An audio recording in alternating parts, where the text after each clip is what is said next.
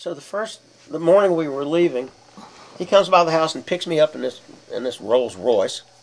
Whoa, really? Yeah, tacky. Oh, good heavens! And we go to the airport, and we get on this. I guess it was a Learjet. I don't know what it was. Perhaps it was a Learjet. And we take off and we fly to Reno. We land in Reno. Outside the plane is this huge gold Rolls-Royce limo from Harrah's waiting for us.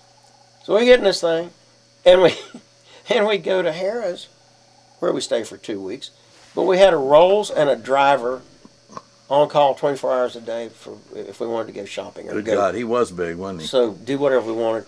And we each had private, really nice private rooms, accommodations. And so we were there 2 weeks. We get through. He was a headliner, obviously. So we get through, and that's my first big experience with a show orchestra. Well, let me interrupt you for a second. Tell me, how much experience had you had playing in recording studios, and how much experience conducting before you came here? Why are you asking me that question? Because I know the answer. Zero. Zippo. So you just kind of knew how to do it already without... I don't know. Yeah. It's kind of like I knew... I don't know how I knew.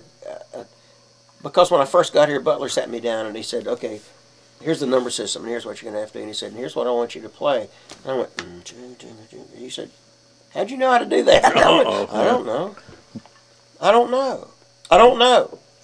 Number system, Nashville number system is only a different version of legitimate. Like figured bass, right? Yeah. Yeah. That's all you do. I mean, you know where C is, it's a tonic. C, for instance, C is a tonic, which is 1, D's 2, E's 3. It's that way in every key. So number system keeps you from having to modulate in your brain or on the paper. Because no matter what key it's in 1. Right. So, a 1 chord. Yeah, it's a 1 chord. That's sure. right. And a 7 flat. Or whatever. All that. Yeah, all that stuff. Yeah. Well, I don't know. I just knew how. And okay, so back to Goldsboro then. Okay, you're conducting, back to Goldsboro. So here's my gig. I didn't know what to do. I'd never had the strings and horns and all this stuff. And I didn't know really what to do. So I modeled myself after Leon Russell. He was so cool, man, when he'd stand up from the piano and conduct. He was so cool. It was me, man. It was me. Leon Russell. Oh, yeah. Who wrote? Oh, good God. Leon Russell. Didn't he write? Didn't he write this Masquerade? He wrote Yes, he wrote this Masquerade. He wrote Superstar. I wanna go and so far away. Yeah. Pretty good musician. And all the hits that he had, of course, of his own. So it was really fun. Yeah. And did you party at all? Oh no. No, I don't think No. so. And pretty much studying scores off. Right. I was. shows Yeah. and- Exactly. I take everything back up to the back to the room. Yeah. room and be And doing that. play some hand exercises Yeah, on your I did. on your little portal I piano. had no. I had a wooden keyboard like this, and That's what I did. Yeah, right. Okay. yeah, every night. Yeah. Okay, maybe we partied a time. Oh, or two. maybe a little bit. Okay. Yeah. All right. Anyhow, at the end of that 2 weeks, we go back out and get in that big old gold Rolls limo. Go back, get on the plane. We fly home.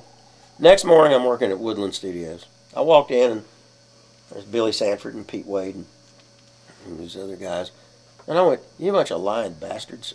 I said, "That road's not nearly as tough as you told me it was." There wasn't one station wagon, was there? I didn't see a station wagon. Or a blizzard. No blizzards. You bunch of liars. Huh. Did you spend time on the road with any other musicians, or was it pretty much? I went out to. I conducted the orchestra for Lynn Anderson for a few months. I remember that. It was cool. Yeah. I enjoyed. She's a great singer. Yeah. Great singer. Whether you like Rose Garden or not, she could really sing. She had a record on that old Johnny Ray thing, Cry. Right, I remember that. He had a When big you're a record on sweetheart, that. please don't. Yeah. You're a sweetheart. Yeah. Oh man, Johnny she Ray, could sing that thing. he's Oh my emotional. God, she could sing that thing. Yeah. Anyhow, I conducted orchestra, and we did a Glenn Campbell tour with Lynn and Glenn. It was pretty cool. Yeah. All first class accommodations and all. Yeah. No station wagons. No station wagons. No. No. So, let's see. The only other time I really did any road was in 1974 when we did an album here on Johnny Rivers. Johnny Rivers was hot then too. Atlantic wanted the band who did the record to go out and do the promotion tour. Paid really well, so we did it.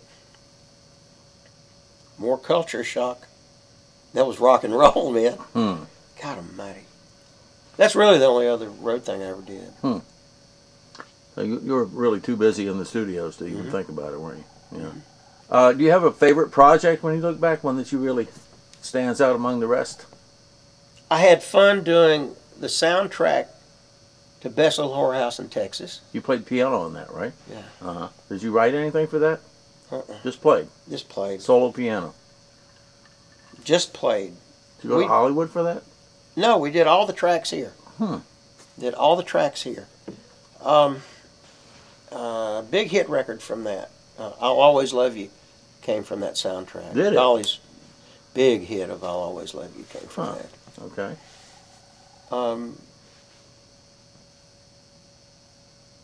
Another soundtrack I didn't know, not soundtrack, but we did a theme from a movie. I think I spoke about it last night. The Buddy System, Richard Dreyfuss and Susan Sarandon, with Gladys Knight. I did that with Gladys Knight. I went out to L.A. and did the track with her, then wrote the strings and horns and did those out there as well. You did some other work with Gladys Knight, didn't you? Yeah. The first record ever of Wind Beneath My Wings. First arrangement ever. First string arrangement I wrote. And who wrote that? Larry Henley. Larry Henley. Lives right there. Right there. Wow. Not in there, but about 3 houses down. Really? In Conda, yeah. Wow. So what about the Red Lane project? Did you enjoy that? I sure did. Wasn't that fun? Wasn't that That fun? was amazing. It really was. I've played that tape for people from all different idioms of music, regardless of jazz players and my arranging teacher at the School of Music, and everybody that's ever heard that just went nuts over it. Really? Yeah. Cool. Absolutely. I listen to it at least once a month. Oh, man. I really did. It's a good project. It's a great music. It really was. I loved it. Yeah. And that album never came out, of course. Yeah, no. Yeah, never released. Never finished. Yeah. Never finished. We never even put background vocals on it. What a shame. Yeah. Yeah. There's got to be a lot of treasures buried here in Nashville, huh? I would think. And a lot of garbage, too, probably. Oh, yeah, a lot of garbage comes out. That's mostly what comes out. Turn on the radio. Oh, sorry. Oh, whoops. Oh, what? Yeah, that'll be found on the cutting room floor, won't it? Probably. Maybe not. Maybe What? not. Yeah. What? You want to say anything controversial for the movie? That's controversial. Oh, that I can't was. leave that in. This is for the Navy. Oh, that's right. Oh, God. So, Ron, how about playing some something that you've done here recently for the listening audience? Do you have an artist you'd like to give us an idea of exactly what it is you do? We talked about Lindsay Highlander a while ago. I think we can play one of hers. That'd be great. Sure. Okay.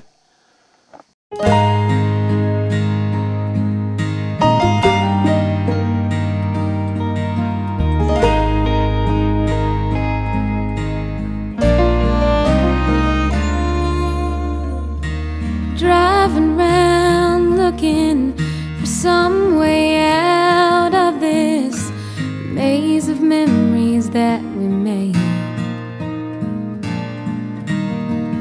Through my tears all I can see is the past in front of me. With every turn I try to take, there's still something in the way you held me. Something in the way you left me won't let me go.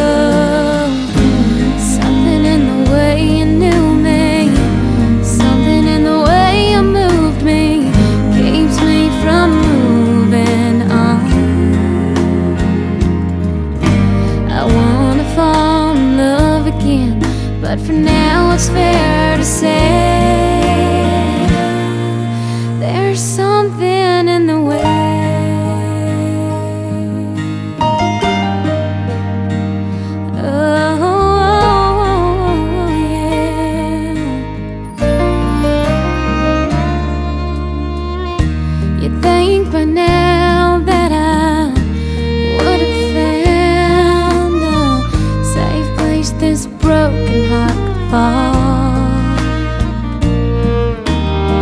But when I'm in another's arms, I can only fall so far till I hit an old familiar wall. There's still something in the way you held me,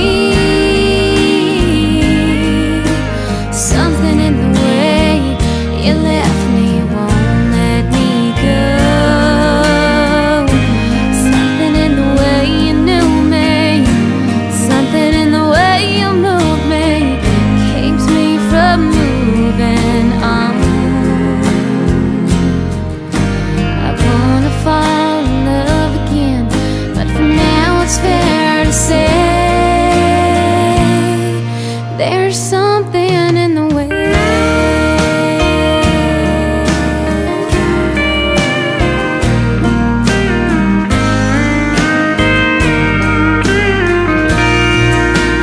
There's still something in the way you held me, something in the way you left me won't let me go,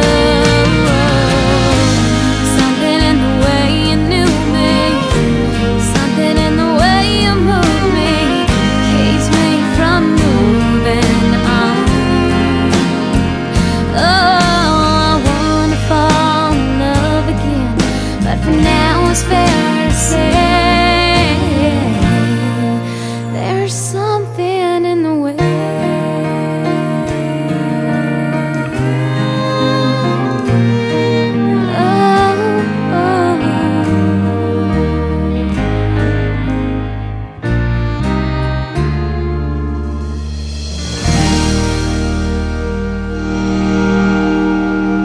Yeah, man. 17 years old. Damn. Well, that is Yeah. beautiful. Oh, man. Yeah, that sounds so much better than most of the stuff I hear on the radio. It is better. Isn't that There's the a reason truth? for that. Here's another question for you. How was your experience working with Ron in the studios? Okay. I had recorded a CD before I worked with Ron, and that was fun, and I learned a lot. But when I worked with Ron, there's something different about working with him. We just understand one another really well, and we don't even really have to say any words. We can look at each other and know, okay, you have to run that again, or that was absolutely terrible, or that was perfect. I just felt like he's on the other side and I'm in the recording booth, and we can just look at each other and we get so excited, or he'll look at me and be like, oh no, honey, you know you gotta redo that. And there's just like this crazy vibe going on, and I mean, we laugh so much, but when we really need to get a lot of work done, we get it done. I mean, we're quick, and we know we have the same kind of taste about my voice and our music together, and so we always agree on things. But whenever we don't agree, I always let him do what he wants because he's smarter and wiser than me, and in the end his choices are better, and I just learn from him. So it's always fun, and he always makes good suggestions, and he's like the wisest person I know. And the way he, like, what's it called, arranges all the pieces is amazing. But not to mention the fact that he creates a hysterical title for everyone and always makes it hilarious. That's always entertaining too. So because the day is so long and you feel like you're gonna be in there and bored and everything, and he always makes it so lighthearted. I could talk about that for hours. That's exactly what I needed to hear. Okay. That's where I always want to be, is in the studio. But it feels like no matter what I do, I can't get back in there because it's like always school, but I really don't want to be in school, even though I know I want to get my education. But if someone just said, here, Lindsay, sing for me every single day, that's what I'd much rather do, you know?